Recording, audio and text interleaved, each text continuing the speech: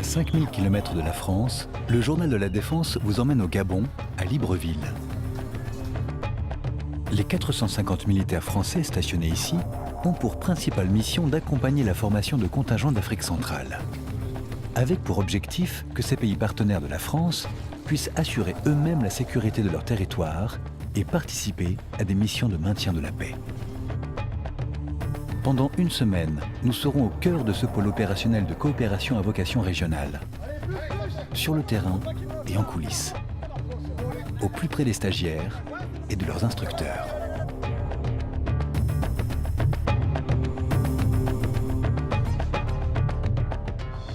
Qui est volontaire pour commencer?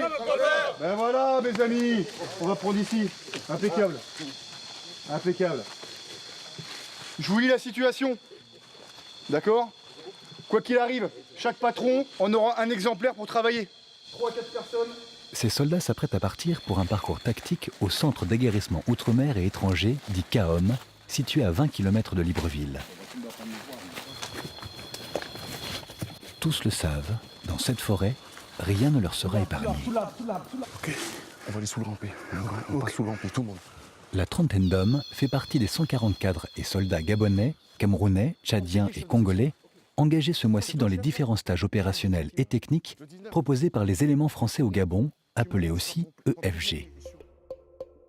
Depuis le 1er septembre 2014, ces forces de présence sont principalement impliquées dans des formations menées au profit des pays membres de la communauté économique des États de l'Afrique centrale. Ces actions, organisées soit à Libreville, soit directement au sein des pays demandeurs, visent à appuyer ces pays pour qu'ils exercent eux-mêmes la sécurité de leur territoire et puissent s'intégrer à une force africaine capable de participer à des opérations de maintien de la paix. Okay. Les deux autres, montez. Les deux autres. Le module Combat Jungle est l'une des 180 formations proposées par les militaires français cette année. Ils se mettent en place pour détruire ou capturer le leader qu'ils sont venus chercher, quoi. Donc là, discrétion absolue et puis efficacité.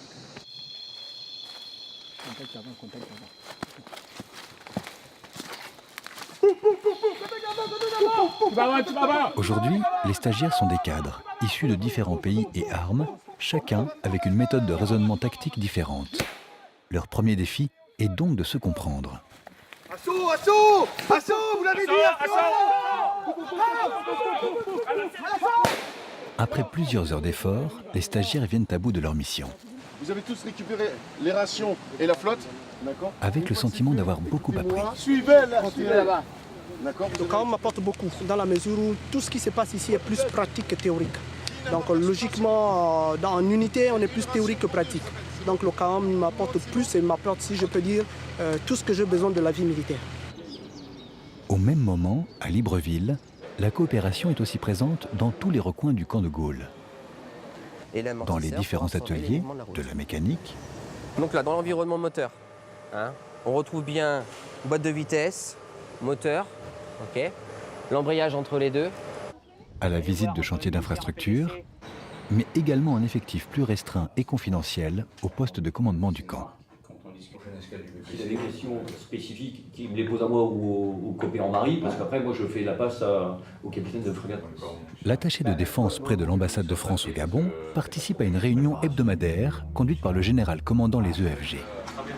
Ce rendez-vous est destiné à coordonner au mieux l'action française au profit des forces gabonaises. Le Gabon ne dispose pas de structure de formation initiale ou très peu. Et donc pour la formation de leurs militaires, ils dépendent quasi exclusivement de l'offre des partenaires. Bien sûr, en fait, le Gabon nous adresse régulièrement des demandes de formation auxquelles les EFG répondent en fonction des moyens qui sont disponibles. Certains Gabonais se rendent parfois même en France pour suivre des cursus spécifiques. C'est le cas du lieutenant Cyril, qui est passé par l'étape, l'école des troupes aéroportées de Pau. J'ai 780 sous en OR et 200 en automatique. On appelle machine de guerre. Cet après-midi, il se prépare avec des chuteurs français pour un saut binational, voile contre voile. Je déporte mon regard sur la poignée du secours. Je tire, je lâche, je prends, je tire.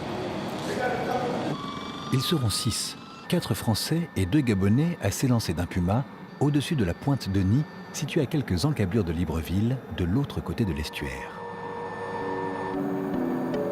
Les conditions climatiques sont idéales et chacun n'a qu'une hâte, sortir de l'appareil.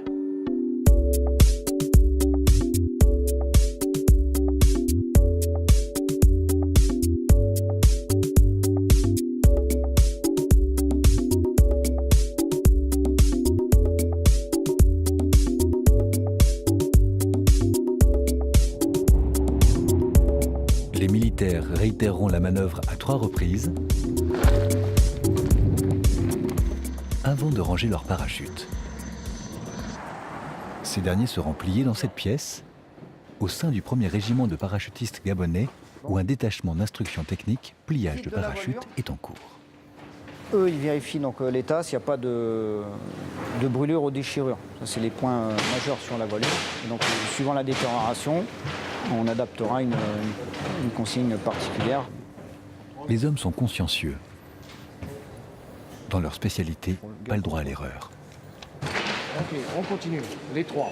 Vas-y, va chercher. Non, non. Voilà, la main gauche. À quelques pas de là, le stage mortier touche à sa fin. Aujourd'hui, les instructeurs leur ont organisé un exercice de mise en batterie. Ok. Soldat tireur prêt. Feu. Boum, deuxième compactif, fin de série. Le groupe écoute les derniers conseils, peaufine la technique. Chacun est bien conscient que l'efficacité de cette instruction va être immédiate. La première formation qui a eu lieu il y a plus de 45 jours, en ce moment où nous parlons, ils sont en projection en RCA. Donc cette deuxième formation qui vient d'avoir lieu encore, je le permets d'ici peu de temps pourront être projetés. Mais pas avant plusieurs semaines d'entraînement menées en totale autonomie. Pas deux, charge 2. Retour en jungle pour une nouvelle journée d'aguerrissement. Plongés en pleine mangrove, nos stagiaires doivent cette fois franchir ensemble au pas de course une douzaine d'obstacles. Et la corde à nœud est loin d'être évidente à maîtriser. Et tu tournes, c'est bon? C'est bien ce que vous faites. Mais attention, voilà, allez. Tirez là, aidez-le. Restez debout. Ça va. Les soldats ne lâchent rien et multiplient les encouragements pour leurs camarades. Les obstacles doivent être passés avec de la cohésion, de la rusticité et du dépassement de soi. Donc là, on est sur le pont de Rac, méthode un peu atypique. Normalement, on devrait courir et sauter sur les ponts de Rac. Bon, là, ils ont choisi de ramper, ça passe. Donc validé, 100%. Au fur et à mesure, les obstacles s'enchaînent. Encore un pas, ouais. À l'arrivée, ils sont trempés, fatigués, mais le résultat est là. C'est un très bon temps, ils ont fait preuve de belle cohésion. Voilà, ils ont vu qu'il y a des obstacles pas foncièrement très difficiles, mais qu'il fallait que toutes les briques se mettent une par une pour réussir à le passer. Donc c'est ce qu'on a réussi à faire, donc je suis très satisfait. Avec cet exercice, dans des conditions difficiles, ils ont appris à aller au bout d'eux-mêmes. Sinon bien. Et vous? Bravo, stop, Assis. Debout. Bien sûr que c'est des chamais comme ça. C'est un état d'esprit. Le groupe, c'est un état d'esprit. C'est un état d'esprit. On surmonte les difficultés, on domine la douleur, et puis voilà, ça passe dans la cohésion. Une courte pause, et déjà, ils enchaînent sur une nouvelle activité. Un exercice de récupération d'un blessé sous le feu.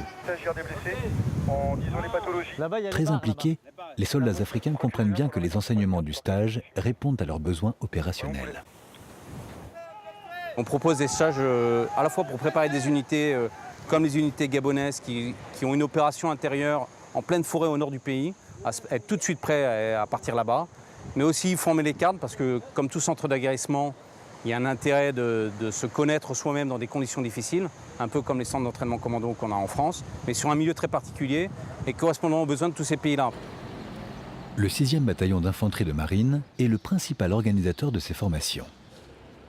Soutenu par les différentes directions et services interarmés présents sur le camp de Gaulle, cette unité dispose de spécialistes ayant tous été récemment déployés en opération. Leur expérience est un atout. Comme ici, pour le stage état-major, où les officiers viennent se former au fonctionnement d'un PC de niveau bataillon. En pleine phase d'exercice, ils sont immergés au sein d'un centre opérationnel. Il n'est jamais facile de travailler dans un cadre international, mais c'est aussi l'objectif de ce stage, de les familiariser avec ce monde dans lequel ils seront intégrés dans le cadre de la MINUSCA par exemple. Voilà. Donc ils apprennent à travailler dans un cadre multinational, mais aussi ils apprennent à réfléchir, à régler des situations pour que les unités sur le terrain puissent conduire leur mission. La pression monte. Dans quelques minutes, ils vont présenter leur dernier point de situation au général commandant les EFG. Nous avons demandé une rotation par hélicoptère du médecin. Tour à tour, chaque responsable de cellule prend la parole pour un résultat qui semble plutôt satisfaisant. Grosso modo, la majorité d'entre vous n'avez jamais travaillé au niveau d'un poste de commandement de bataillon. Donc c'est un beau résultat. Mission réussie pour les stagiaires et leurs instructeurs.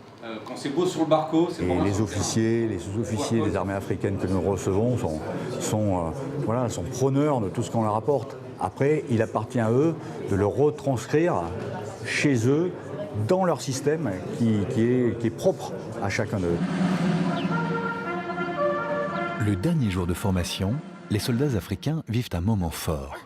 La cérémonie de remise de diplôme sur la place d'armes du camp. Récipiendaire, stage international de... Dans les rangs, nous retrouvons les stagiaires que nous avons suivis pendant plusieurs jours. Les regards sont fiers, Excellent. avec même une pointe d'émotion. Autant, félicitations. Merci. Ce que je retiens de ces 2 semaines, c'est le partage que nous avons eu avec toutes les nationalités qui étaient présentes et l'échange fructueux avec l'encadrement qui a été très disponible jusqu'au bout. Et nous gardons ça des souvenirs inoubliables. Dans quelques semaines ou quelques mois, certains d'entre eux seront déployés sur le terrain, engagés soit dans des opérations intérieures, soit dans le cadre d'opérations de maintien de la paix au Mali ou en Centrafrique. Tout en restant un point d'appui opérationnel et en assurant une mission de veille stratégique régionale, les éléments français au Gabon ont su adapter leurs dispositifs pour ainsi devenir des mentors de référence auprès des pays partenaires africains.